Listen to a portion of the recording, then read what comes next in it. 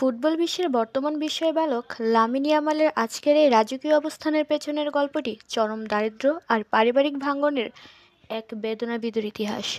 বার্সেলোনার রোকফোর্ডে নামের একটি অত্যন্ত দরিদ্র এবং অভিবাসন এলাকায় এক মরক্কোন পিতা এবং ইকুয়েটোরিয়াল গিনি মায়ের ঘরে জন্ম নেন তিনি। ছোটবেলা থেকেই তার বাবা রাজমিস্ত্রি এবং মা ওয়েট্রেস হিসেবে কাজ করে চরম অভাবের মধ্যে সংসার চালাতেন। কিন্তু ইয়ামালের বয়স যখন মাত্র ৩ বছর, তখন তার বাবা মায়ের বিবাহ বিচ্ছেদ হয়ে যায়, যা একটি ছোট শিশুর জন্য ছিল চরম মানসিক ধাক্কা।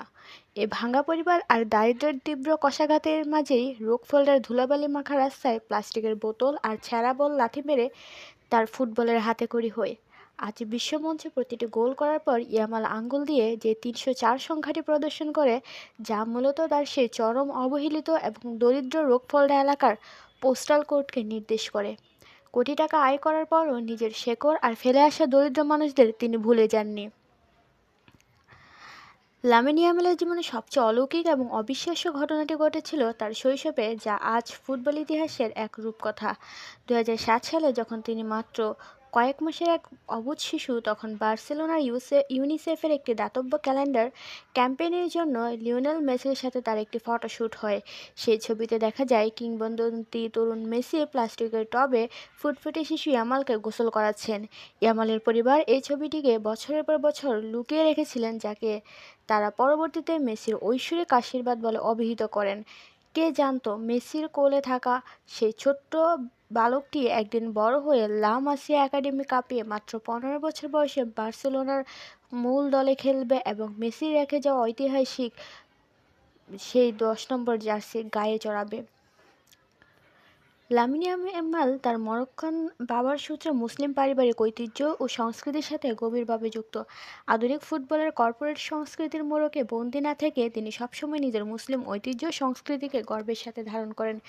বিশ্বের কোটি কোটি মুসলিম ফুটবল ভক্তের কাছে তিনি অত্যন্ত প্রিয়, কারণ তিনি সামাজিক যোগাযোগ মাধ্যম এবং বিভিন্ন সময়ে ফিলিস্তিনের নিপীড়িত মানুষের প্রতি নিজের পরোক্ষ সমর্থন এবং ভালোবাসা প্রকাশ করেছেন। বর্তমান বিশ্বের অন্যতম সেরা গ্লোবাল সুপারস্টার হওয়া সত্ত্বেও তিনি কোনো বিতর্ক বা স্পন্সরশিপ হারানোর ভয় না করে তিনি যেভাবে নিজের বিশ্বাস ও মানবিক অবস্থান ধরে রেখেছেন, তা বিশ্বজুড়ে ফুটবল ভক্তদের হৃদয়ে তাকে এক অনন্য উচ্চতায় নিয়ে গেছে। ১৯শে জুলাই ২০২৬ এর সেই ঐতিহাসিক ফিফা বিশ্বকাপ ফাইনালটি ছিল মূলত ইয়ামালের শৈশবের আইডল লিওনেল মেসির আর্জেন্টিনা এবং তার দল স্পেনের মধ্যকার এক মহাকাব্যিক লড়াই। মাত্র ১৯ বছর বয়সে স্পেনের হয়ে মাঠে নেমে পুরো টুর্নামেন্ট সহ ফাইনালে আর্জেন্টিনার রক্ষণভাগকে একাই তটস্থ করে রেখেছিলেন এই রাইট উইঙ্গার। ম্যাচের পুরো ১৯ মিনিট জুড়ে স্পেনের আক্রমণভাগের মূল চালিকার শক্তি ছিলেন ইয়ামাল, যার গতি এবং নিখুঁত পাসিংয়ের ওপর ভর করে স্পেন আর্জেন্টিনার গোলবারে একের পর এক আক্রমণ চালায়। অতিরিক্ত সময় স্পেনের ১-০ গোলের ঐতিহাসিক জয়ের পর ফুটবল বিশ্ব এক আবেগঘন মুহূর্তের সাক্ষী হয়, যেখানে বিশ্বজয়ী ১৯ বছর বয়সী তরুণ ইয়ামাল ম্যাচ শেষে কান্না ভেজা চোখে মাঠ ছাড়া সর্বকালের সেরা লিওনেল মেসিকে জড়িয়ে ধরে সান্ত্বনা দিচ্ছেন। এই এক ফাইনাল ম্যাচের মাধ্যমে বিশ্ব ফুটবল দেখল কীভাবে মেসির কোল থেকে উঠে আসা এক দরিদ্র পরিবারের ছেলে ফুটবল ইতিহাসের অন্যতম কম বয়সী বিশ্ব চ্যাম্পিয়ন হিসেবে রাজমুকুট মাথায় পড়ল। ধন্যবাদ সবাইকে। ভিডিওটি ভালো লাগলে লাইক এবং কমেন্ট করে পাশে থাকুন, আর অবশ্যই